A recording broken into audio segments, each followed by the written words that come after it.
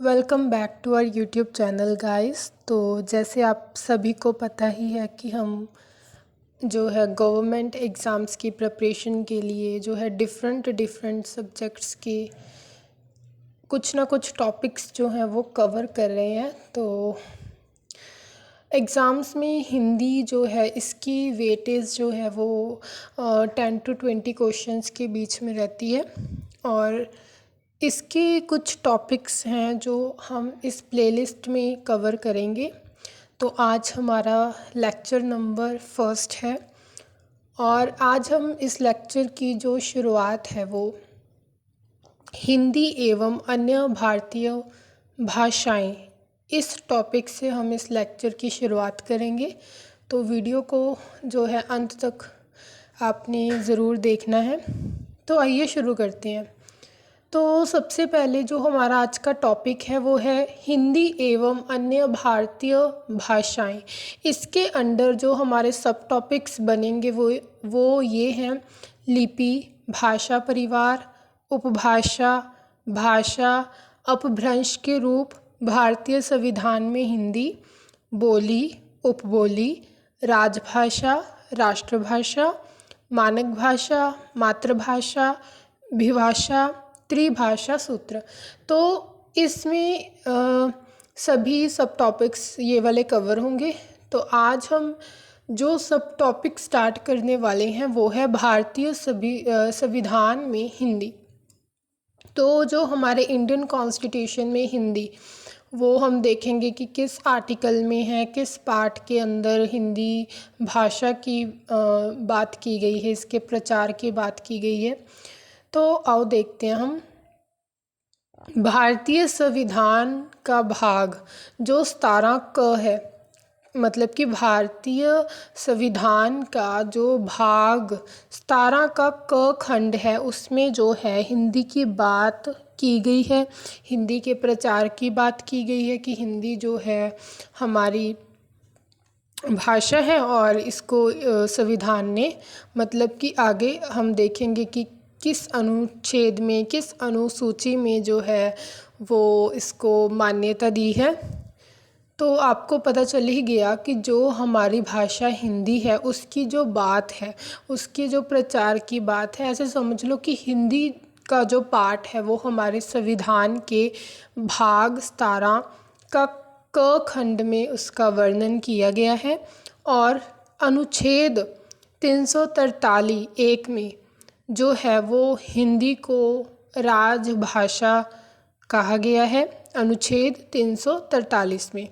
और अनुसूची 8वीं जो है उसमें 14 सितंबर 1949 ईस्वी को उस टाइम पे केवल जो थी वो 14 भाषा थी जब हिंदी को राजभाषा का दर्जा दिया गया था। 16 सितंबर 1949 को हिंदी को जो है वो राजभाषा का दर्जा दिया गया था। तब जो 8वीं अनुसूची थी उसमें केवल जो है वो 14 ही भाषाएं थी।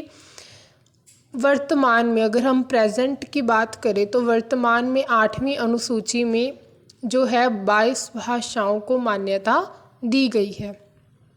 जो हिंदी भाषा है उसकी जो लिपि है वो देवनागरी है और हिंदी भाषा को जो है दर्जा इसको राजभाषा का दिया गया है। अब आप सोचेंगे कि जो राजभाषा है उसको क्या होती है वो, है ना, सरकारी कार्यालय की भाषा, प्रशासन की भाषा, सरकारी कामकाज की भाषा। जब सरकारी कार्यालय में जो भाषा को उपयोग किया जाता है, जो सरकार की होती है, सरकार जिसमें डॉक्यूमेंट अपने पेश करती है, प्रशासन की भाषा होगी, सरकारी कामकाज करने में जो भी भाषा है वो मतलब कि उसको राजभाषा कहते हैं। तो हमारी राजभाषा कौन सी है? हिंदी है। देखो ये सभी जो है वो हमारे संविधान में जो है लिखा गया है, ये संविधान के अकॉर्डिंग ही है। ऐसे नहीं कि किसी लोगों के ग्रुप ने इसको दर्जा दे दिया, नहीं, अकॉर्डिंग टू कॉन्स्टिट्यूशन ही बात चल रही है इसकी। अब इसका जो मानक रूप है हिंदी का वो है खड़ी बोली, जो कि मेरठ और दिल्ली के आसपास प्रयुक्त बोली जो बोली जाती है। देखो मानक बोली क्या होती है ना, ये भाषा का आदर्श रूप है, ज़्यादातर लोगों के द्वारा जो स्वीकृत रूप होता है। देखो मानक रूप जो होता है ना, वो जैसे कि हिंदी भाषा है तो राजस्थान में इसका रूप कोई और होगा, छत्तीसगढ़ में कोई और, उत्तराखंड में हिंदी बोली जाती है पर उसका कोई और रूप बोला जाता है। तो आप मान लीजिए जैसे बिहार में जो हिंदी बोली जाती है उसका वो रूप राजस्थान में नहीं होगा, राजस्थान वाला रूप हरियाणा में नहीं होगा। तो ये जो अलग अलग जो रूप हैं, है ना, और फिर इसमें जो मानक रूप जो है, इसमें मानक रूप जो है वो खड़ी बोली को दिया गया है। तो हिंदी की जो मानक रूप है, ऐसे हम सभी रूपों को तो नहीं वो मतलब दर्जा दिया जाता या फिर मानक रूप दिया जाता।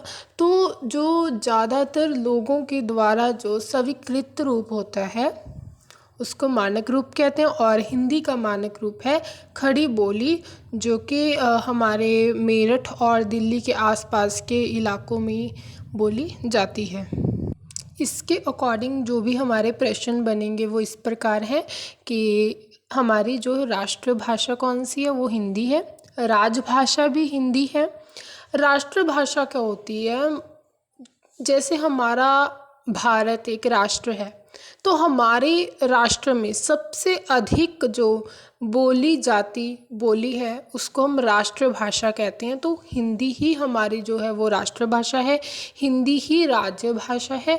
राजभाषा का आपको मतलब बता ही दिया था, जो कि प्रशासन के कामों में, सरकारी कार्यालय हो गया, सरकारी कामकाज के कामों में बोली जाने वाली जो भाषा होती है ना, उसको हम क्या कहते हैं, राजभाषा कहते हैं। मातृभाषा भी हमारी हिंदी ही है। मातृभाषा क्या होता है, जिस इलाके में लोग रह रहे हैं वहीं की उनकी, जैसे बंगाल में जो रह रहे हैं उनकी मातृभाषा बंगाली होगी, तमिल में जो रह रहे हैं उनकी तमिल होगी, तेलुगु होगी। ऐसे हम पंजाब में रहते हैं तो हमारी जो मातृभाषा है वो पंजाबी होगी। ठीक है।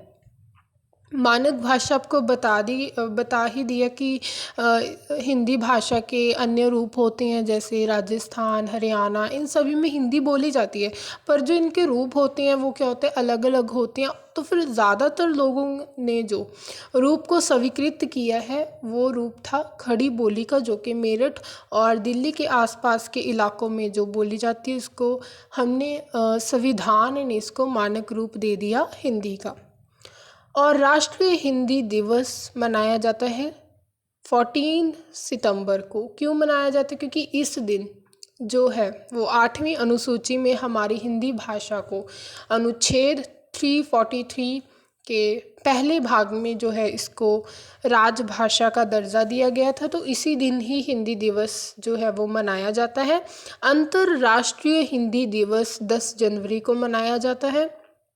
संविधान में दर्जा कब मिला था हिंदी को, राजभाषा का मिला था 14 सितंबर 1949 ईस्वी को।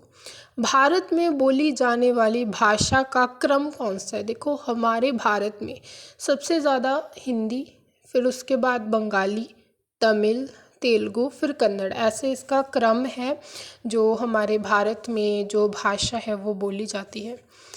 अब हम नेक्स्ट टॉपिक देखते हैं, इसका नेक्स्ट सब टॉपिक के और देखते हैं। तो लिपि क्या होता है, देखो लिपि का मतलब होता है कि लिखने का जो तरीका है, लिखने की शैली है, जो लिखने का ढंग है, उसको हम कहते हैं लिपि। बोली क्या होती है, बोलने का तरीका, हमारे बोलने की शैली होगी, हमारा बोलने का क्या ढंग है, इसको हम बोली कहते हैं। भाषा, भाषा का मतलब क्या होता है, देखो हमारे जो भाव हैं, जो हमारे विचार हैं, उनकी जो अभिव्यक्ति का जो मीडियम है, जो माध्यम है, वो भाषा होती है।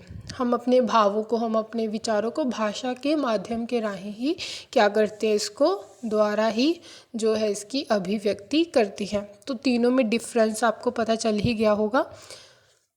तो हमारी जो हिंदी की जो लिपि है वो है देवनागरी, बोली कौन सी है, खड़ी बोली, भाषा है हिंदी।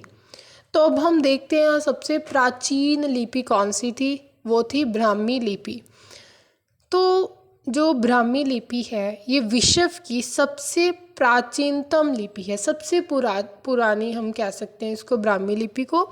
देवनागरी लिपि की जननी है, ऐसे जननी का मतलब होता है माँ है, मतलब कि उसी से ही जो देवनागरी है वो ब्राह्मी लिपि से ही आई है। बाएं से दाएं ओर लिखी जाती है। ब्राह्मी लिपि जो है वो लेफ़्ट टू राइट लिखी जाती है, लेफ़्ट टू राइट, ऐसे जैसे हम लिखते हैं लेफ़्ट टू राइट, ये लिपि लिखी जाती है। देवनागरी लिपि की बात करते हैं तो इसको हम नागरी लिपि भी कहा जाता है, इसको देवनागरी को। और ब्राह्मी लिपि से ही देवनागरी लिपि जो है वो विकसित हुई है। बाएं से दाएं ओर ही लिखी जाती है, लेफ़्ट टू राइट लिखी जाती है। हिंदी, संस्कृत, नेपाली, ये 3 भाषाओं की लिपि जो है वो देवनागरी ही है। हिंदी की भी और संस्कृत की भी, नेपाली भाषा, तीनों भाषाओं की जो लिपि है वो देवनागरी लिपि ही है। उसके बाद देखते हैं हम रोमन लिपि। देखो, ग्रीक व लैटिन लिपि का विकास जो है वो रोमन लिपि से ही हुआ है। अंग्रेज़ी, स्पेनिश, फ्रेंच हो गया, इटालियन भाषा की लिपि कौन सी है? रोमन लिपि है। बाएं से दाएं ओर ही लिखी जाती है, लेफ़्ट टू राइट ही लिखी जाती है। अरमाइकी लिपि जो है वो अरबी फ़ारसी भाषा की प्राचीन लिपि है, दाएं से बाएं ओर लिखी जाती है, ये राइट टू लेफ़्ट लिखी जाती है, राइट टू लेफ़्ट। अरब के जो सभी मुस्लिम देश हैं उसमें ये लिपि का प्रयोग किया जाता है, प्रयुक्त होती है। अरबी लिपि का विकास इसी लिपि से ही हुआ है, अरमाइकी लिपि से ही अरबी लिपि का विकास हुआ है। खरोष्टी लिपि जो होती है ये जो है 2 वर्ड से मिलके बना, 2 शब्दों का सुमेल है, खर प्लस ओष्ट। खर का मतलब होता है गधा, ओष्ट का मतलब होता है होंठ। गधे के होंठ की संरचना वाली लिपि, जो गधे के होंठ होते हैं ना, नीचे वाला होंठ नीचे की ओर होते हैं, तो ये लिपि उसी के होंठ के जैसे नीचे नीचे जो है वो लिखी जाती है। इस लिपि में अधिकांश मात्रा नीचे की ओर लगाई जाती है।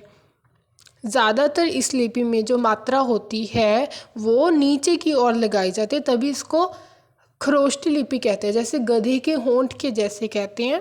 दाएं से बाएं ओर लिखी जाती है, जैसे अरमाइकी लिपि लिखी जाती थी, राइट टू लेफ़्ट। जो अशोक के शिलालेख, अधिकांश शिलालेख खरोष्टी लिपि में ही लिखे गए हैं।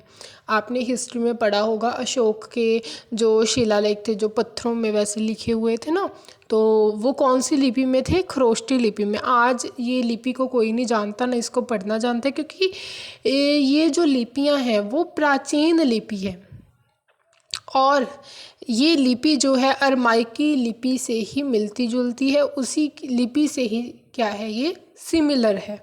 अब अगली लिपि देखते हैं हम, ब्रेल लिपि। तो ब्रेल लिपि तो सबको पता होगा ना, जो ब्लाइंड पर्सन्स होते हैं उनके लिए ये लिपि बनी हुई है। तो लुइस ब्रेल द्वारा इसको विकसित किया गया है। अंधों के लिए प्रयुक्त लिपि ब्रेल लिपि ही होती है। गुरमुखी लिपि, आपने पंजाबी जो हमारी है, पंजाबी भाषा की लिपि कौन सी है? गुरमुखी लिपि है, और ये भी बाएं से दाएं और ही लिखी जाती है, लेफ़्ट टू राइट ही लिखी जाती है। तो ये था हमारा पहला टॉपिक, हिंदी और अन्य भाषाएं। जब भी हम, जैसे हमारी हिंदी भाषा है तो हमें इसका पता होना चाहिए ना कि संविधान में कौन से भाग में है, कौन से अनुच्छेद में है, दिवस किस दिन मनाया जाता है, पहले कितनी भाषाएं थीं, और फिर इसको कैसे दर्जा मिला, इसको क्या क्या, इसकी जो लिपियां हैं वो कौन सी हैं। और जैसे हमारी इस लेक्चर में आपको कुछ क्वेश्चंस भी बताए हैं जो काफ़ी इजी हैं। लिपि, बोली, भाषा, इन तीनों के मेन प्राइमरी जो डिफरेंस है आपको बताए गए हैं, और जो कुछ लिपियां हैं उसके बारे में भी आपको बताया गया है। तो वीडियो को लाइक शेयर ज़रूर करना। धन्यवाद।